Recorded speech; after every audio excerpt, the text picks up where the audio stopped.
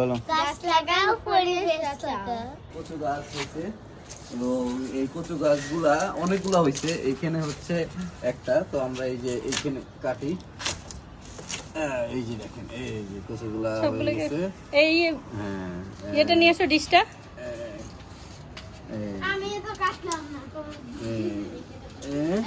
এটা হয় নাই, এই হচ্ছে কাটলাম। আরেকটা তুমি কাটো, আসো। আরেকটা হচ্ছে রুহিন কাটবে, আরেকটা আরিশা কাটবে, ঠিক আছে? আসো, ধরো। আগে আপনি কাটো, তারপর তুমি কাটো। এই যে এইটা কাটো, এই যে ছোট একটা কাটো, কাটো। হ্যাঁ, এই যে এইটা কাটো। এই হচ্ছে, আমি কাটি, তুমি রেডি? এই হচ্ছে, দাঁড়াও, এই হচ্ছে আমাদের কচু গাছ। কচু কাটলাম, আর আরো ছোট ছোট কচু হয়েছে।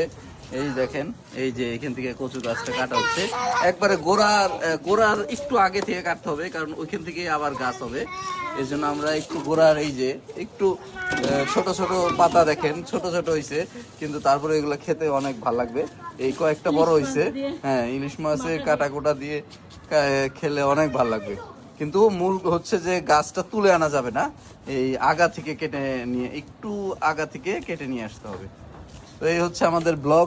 আজকের আবহাওয়াটা খারাপ, কারণ ঘূর্ণিঝড় আসার সম্ভাবনা।